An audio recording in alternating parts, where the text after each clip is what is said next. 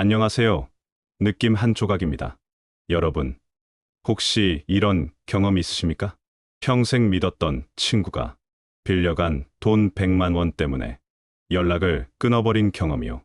아니면 자식에게 계속 돈을 주다가 노후 자금까지 바닥이 난 경험이요.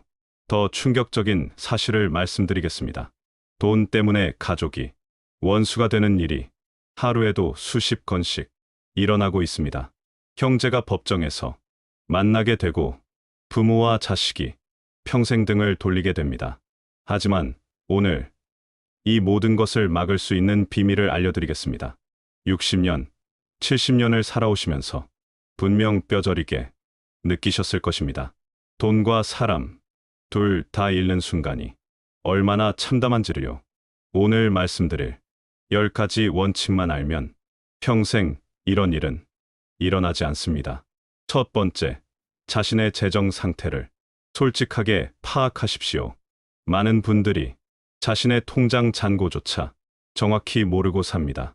이게 얼마나 위험한 일인지 아십니까? 자신이 가진 돈을 모르면서 다른 사람을 도우려 하고 자신의 부채를 모르면서 큰 소리를 치게 됩니다. 정확히 알아야 합니다. 예금이 얼마이고 부채가 얼마이고 매달 나가는 돈이 얼마인지를요. 이것을 알고 나면 마음이 편해집니다. 막연한 불안이 사라지기 때문입니다. 또한 다른 사람의 부탁을 받았을 때 미안하지만 지금은 형편상 어렵다고 당당히 말할 수 있습니다. 자신을 아는 것이 모든 지혜의 시작이며 재정을 아는 것이 모든 관계의 시작입니다. 거짓 없이 자신을 들여다보십시오. 그것이 진정한 자유의 첫걸음입니다. 두 번째, 약속한 돈은 반드시 지키십시오. 다음 달에 갚겠다. 용돈 꼬박꼬박 드리겠다. 이번만 도와달라. 이런 말을 하고도 지키지 않는 사람들이 얼마나 많은지 아십니까? 약속한 돈을 지키지 않는 순간 그 사람의 모든 말이 의심받기 시작합니다. 저 사람 말을 믿을 수 있을까? 한 번 깨진 신뢰는 다시 쌓기가 정말 어렵습니다. 평생에 걸쳐 쌓은 관계가 한순간에 무너집니다. 만약 약속을 지키기 어려운 상황이 생겼다면 최대한 빨리 연락하십시오. 솔직하게 사정을 설명하고 새로운 계획을 제시하십시오. 정말 죄송합니다. 예상보다 상황이 어려워져서 이번 달은 절반만 드리고 다음 달에 나머지를 꼭 드리겠습니다. 이렇게 말하는 것이 연락을 끊는 것보다 1000배, 10,000배 낫습니다. 약속은 지키는 것이고 지킬 수 없다면 미리 알리는 것이 예의입니다. 세 번째, 돈과 감정을 섞지 마십시오. 이 사람이 불쌍해서, 정이 많아서, 거절하기 미안해서, 이런 이유로 돈을 빌려주시면 나중에 후회하게 됩니다. 감정이 앞선 결정은 대부분 잘못된 결정입니다. 그 순간에는 좋은 일을 한다고 생각하지만 결국 서로에게 상처만 남깁니다. 돈의 문제는 차갑게 계산해야 합니다. 이 사람이 갚을 능력이 있나? 나는 이 돈을 잃어도 생활에 지장이 없나? 이 돈을 빌려주는 것이 정말 도움이 될까? 때로는 돈을 빌려주지 않는 것이 그 사람에게 더 도움이 될 수 있습니다. 스스로 해결할 수 있는 힘을 기르도록 돕는 것이지요. 진정한 친구는 당신의 거절을 이해해 줄 것입니다. 만약 거절했다고 화를 낸다면 그 사람과의 관계를 다시 생각해 보십시오. 네 번째, 도움이 필요한 사람에게만 선택적으로 도우십시오. 세상에는 두 종류의 사람이 있습니다. 정말 도움이 필요한 사람과 편의를 위해 도움을 요청하는 사람입니다. 또한 도움을 받고 진심으로 감사해야 하는 사람과 당연하게 여기는 사람이 있습니다. 이 차이를 구분하는 것이 정말 중요합니다. 모든 요청에 응하다 보면 자신만 손해를 보게 됩니다. 진짜 도움이 필요한 사람은 어떻게 알 수 있을까요? 첫째, 다른 방법을 먼저 시도해 봅니다. 둘째, 구체적인 계획을 가지고 있습니다. 셋째, 작은 도움에도 큰 고마움을 표현합니다. 반대로 조심해야 할 사람들도 있습니다. 항상 급하다고 하고 다른 대안은 생각해보지 않으며 도움받은 것을 금방 잊어버리는 사람들입니다. 무분별한 도움은 그 사람을 나약하게 만들 수도 있습니다. 진정한 도움은 그 사람이 스스로 설 수 있도록 힘을 주는 것입니다. 다섯 번째, 경제적 여유와 인간적 여유를 동시에 유지하십시오. 돈에 쫓기는 삶을 사는 사람은 마음도 급해집니다. 급한 마음은 잘못된 판단을 하게 하고 사람들과의 관계도 험악하게 만듭니다. 돈이 없어서 못 도와준다. 이런 말을 자주 하게 되면 주변 사람들이 멀어지기 시작합니다. 반대로 경제적 여유가 있으면 마음도 여유로워집니다. 급하게 결정할 필요가 없고 다른 사람의 부탁도 여유롭게 들을 수 있습니다. 경제적 여유를 만드는 방법은 생각보다 간단합니다. 큰 돈이 아니어도 매달 일정 금액을 꾸준히 모으는 것입니다. 10만 원이든 20만 원이든 자신의 형편에 맞게 정해서 빠짐없이 저축하십시오. 1년이면 120만 원, 3년이면 360만 원이 됩니다. 이 정도 돈이 있으면 마음이 많이 편해집니다. 여유 있는 사람 주변에는 좋은 사람들이 모입니다. 여유는 또 다른 여유를 불러오게 됩니다. 여섯 번째, 선물과 금전적 도움은 가볍게 주십시오. 너무 큰 선물이나 과한 도움은 받는 사람에게 부담이 됩니다. 이렇게 큰 도움을 받았는데 나는 언제 갚을 수 있을까? 뭔가 빚진 기분이다. 이런 생각이 들게 하면 오히려 관계가 어색해질 수 있습니다.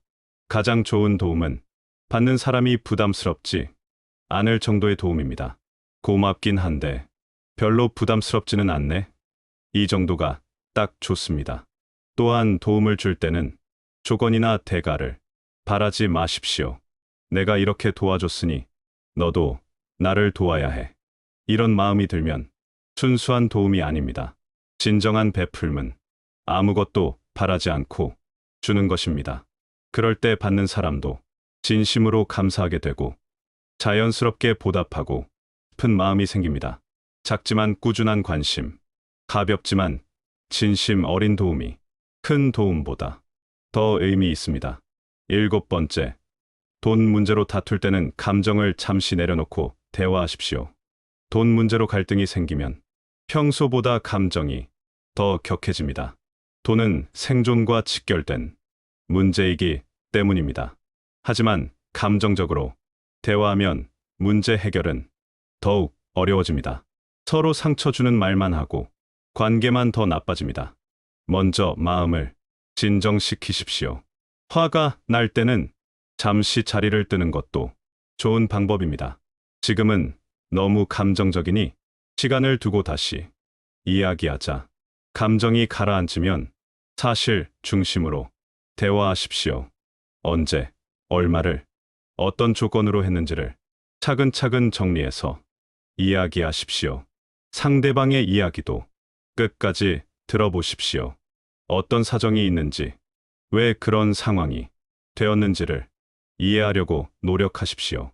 그 다음에 해결책을 함께 찾아보십시오. 양쪽 모두에게 도움이 되는 방향을 모색해 보십시오.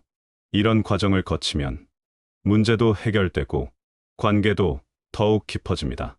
여덟 번째, 함께 돈을 관리하는 상황에서는 투명성을 유지하십시오.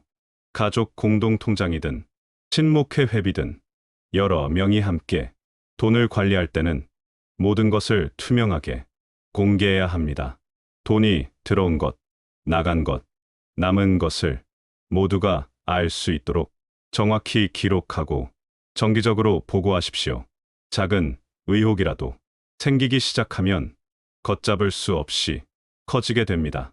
혹시 내 돈을 다른 용도로 썼나? 이런 생각이 한 번 들면 관계가 틀어지기 시작합니다.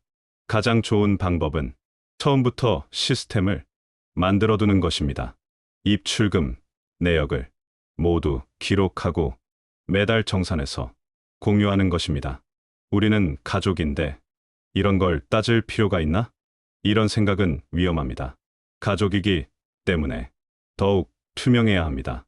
투명성은 신뢰의 기초이며 신뢰는 관계의 기초입니다. 아홉 번째, 인간관계에서는 돈보다 신뢰를 우선하십시오. 돈은 잃어도 다시 벌 수 있지만 신뢰는 한 번 잃으면 회복하기 정말 어렵습니다. 당장 몇십만 원, 몇백만 원을 아끼려다가 평생의 인연을 잃어버리는 경우를 많이 봅니다. 돈을 아끼려고 약속을 어기고 이익을 위해 거짓말을 하고 편의를 위해 사람을 이용합니다. 하지만 이런 행동은 결국 더 큰 손실로 이어집니다. 아무도 그런 사람을 믿지 않게 되고 도움이 필요할 때 손 내밀 사람이 아무도 없게 됩니다. 반대로 신뢰받는 사람은 어떤 어려움이 와도 주변의 도움을 받을 수 있습니다. 그것이 진정한 보험이고 진정한 재산입니다. 때로는 손해를 보더라도 신의를 지키십시오. 그 손해는 투자라고 생각하십시오. 신뢰라는 최고의 자산에 대한 투자인 것입니다. 열 번째, 자신의 원칙을 명확히 하고 흔들리지 마십시오. 마지막이자 가장 중요한 원칙입니다. 원칙이 없는 사람은 그때그때 다른 결정을 하게 됩니다. 어떤 경우에 돈을 빌려줄 것인지, 얼마까지 도울 것인지, 어떤 상황에서는 단호하게 거절할 것인지를 미리 정해 두십시오. 예를 들어 이런 식입니다. 가족의 급한 의료비는 무조건 도와준다. 도박이나 투자 손실은 절대 도와주지 않는다. 한 번에 100만 원 이상은 빌려주지 않는다. 원칙이 있으면 결정하기가 쉬워집니다. 고민할 필요도 없고 미안해야 할 필요도 없습니다. 미안하지만 내 원칙상 그런 일에는 도움을 줄 수 없다. 이렇게 말하면 됩니다. 처음에는 서운해할 수도 있지만 시간이 지나면 당신의 원칙을 존중하게 됩니다. 일관성 있는 사람들은 신뢰합니다. 오늘 이랬다가 내일 저랬다가 하는 사람보다는 언제나 같은 기준으로 행동하는 사람을 더 믿을 수 있기 때문입니다. 이 모든 것을 정리하면 이렇습니다. 자신을 정확히 알고 약속은 반드시 지키며 감정보다는 이성으로 판단하고 선별적으로 도우며 여유를 유지하고 가볍게 베풀며 냉정하게 대화하고 투명하게 관리하며 신뢰를 우선시하고 원칙을 지키는 것입니다. 어려워 보이지만 실제로는 간단합니다. 한 번에 모든 것을 다 할 필요는 없습니다. 하나씩 천천히 실천해 나가면 됩니다. 여러분의 소중한 인생 경험에 이 작은 지혜가 보탬이 되기를 바랍니다. 돈도 중요하고 사람도 중요합니다. 둘 다 지킬 수 있는 방법이 반드시 있습니다. 건강하시고 평안하시길 바랍니다. 다시 한번 들어보겠습니다. 안녕하세요. 느낌 한 조각입니다. 여러분, 혹시 이런 경험 있으십니까? 평생 믿었던 친구가 빌려간 돈 100만 원 때문에 연락을 끊어버린 경험이요. 아니면 자식에게 계속 돈을 주다가 노후 자금까지 바닥이 난 경험이요. 더 충격적인 사실을 말씀드리겠습니다. 돈 때문에 가족이 원수가 되는 일이 하루에도 수십 건씩 일어나고 있습니다. 형제가 법정에서 만나게 되고 부모와 자식이 평생 등을 돌리게 됩니다. 하지만 오늘 이 모든 것을 막을 수 있는 비밀을 알려드리겠습니다. 60년, 70년을 살아오시면서 분명 뼈저리게 느끼셨을 것입니다. 돈과 사람, 둘 다 잃는 순간이 얼마나 참담한지를요. 오늘 말씀드릴 10가지 원칙만 알면 평생 이런 일은 일어나지 않습니다.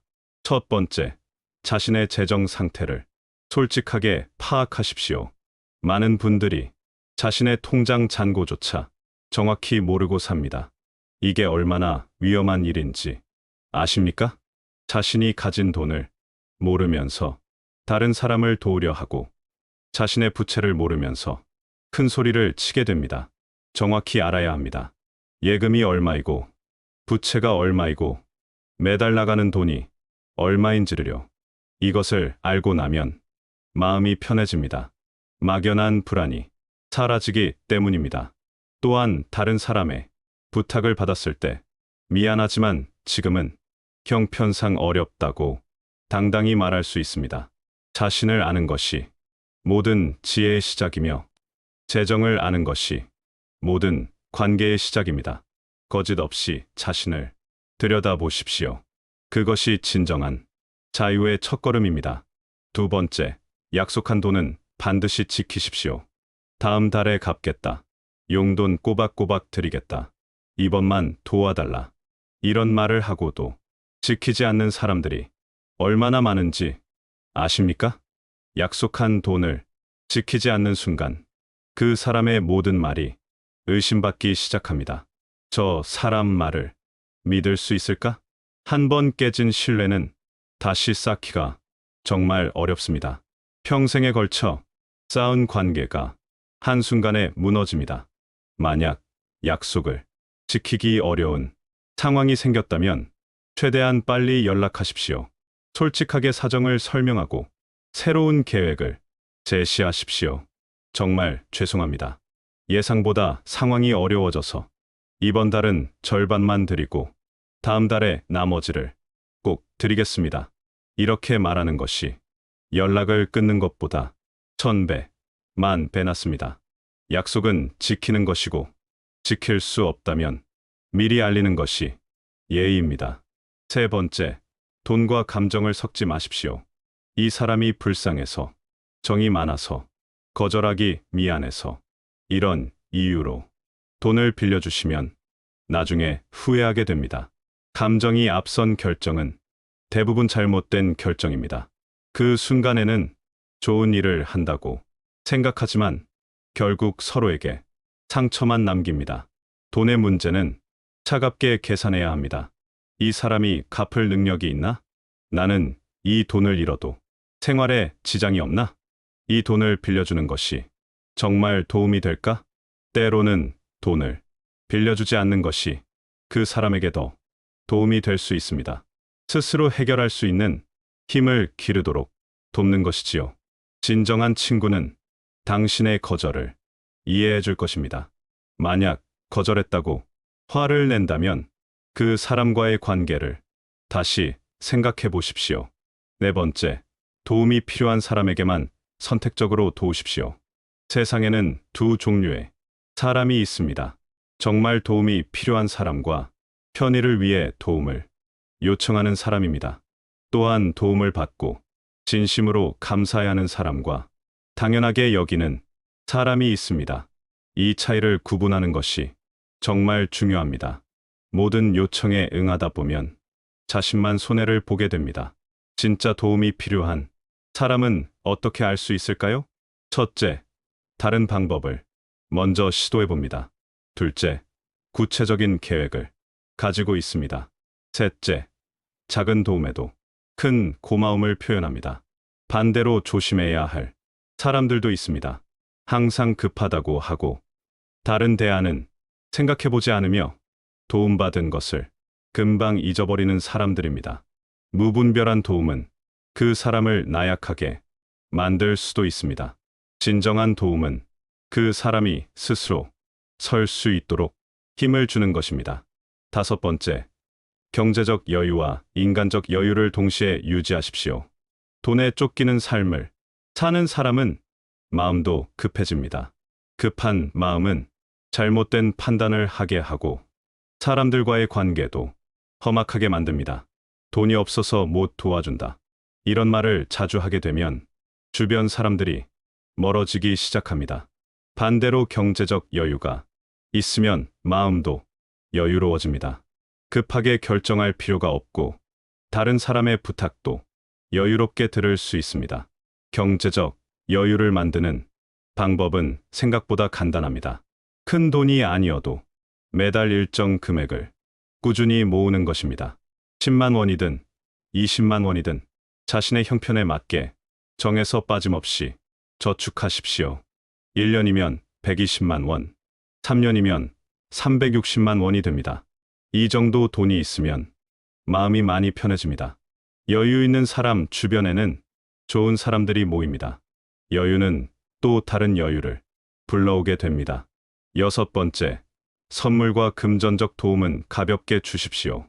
너무 큰 선물이나 과한 도움은 받는 사람에게 부담이 됩니다. 이렇게 큰 도움을 받았는데 나는 언제 갚을 수 있을까? 뭔가 빚진 기분이다. 이런 생각이 들게 하면 오히려 관계가 어색해질 수 있습니다. 가장 좋은 도움은 받는 사람이 부담스럽지 않을 정도의 도움입니다. 고맙긴 한데 별로 부담스럽지는 않네. 이 정도가 딱 좋습니다. 또한 도움을 줄 때는 조건이나 대가를 바라지 마십시오. 내가 이렇게 도와줬으니 너도 나를 도와야 해. 이런 마음이 들면 순수한 도움이 아닙니다. 진정한 베풀음은 아무것도 바라지 않고 주는 것입니다. 그럴 때 받는 사람도 진심으로 감사하게 되고 자연스럽게 보답하고 싶은 마음이 생깁니다. 작지만 꾸준한 관심, 가볍지만 진심 어린 도움이 큰 도움보다 더 의미 있습니다. 일곱 번째, 돈 문제로 다툴 때는 감정을 잠시 내려놓고 대화하십시오.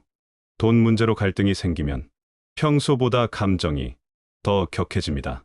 돈은 생존과 직결된 문제이기 때문입니다.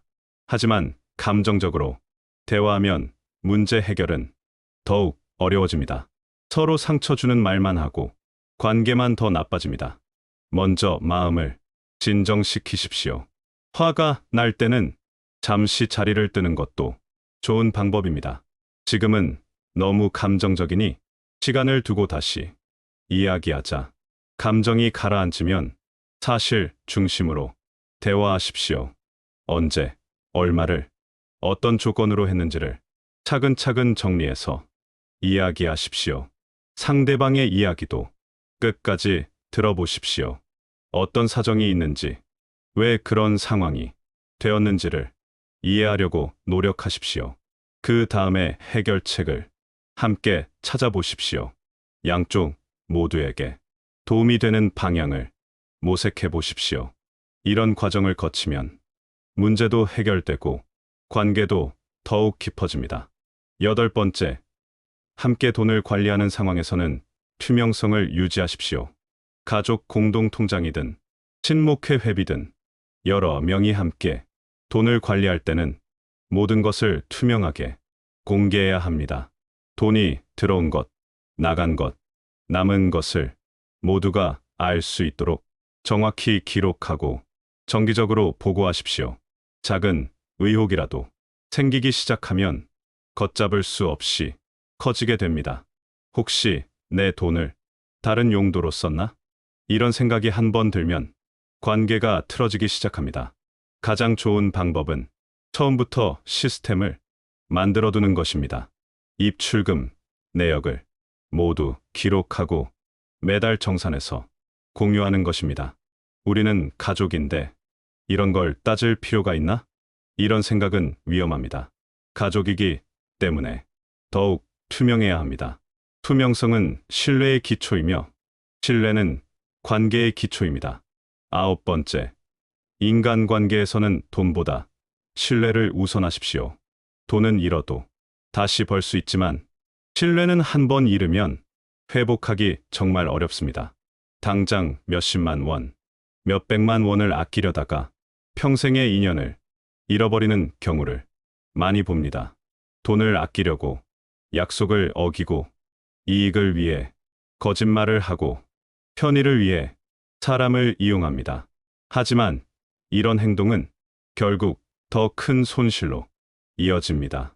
아무도 그런 사람을 믿지 않게 되고 도움이 필요할 때 손 내밀 사람이 아무도 없게 됩니다.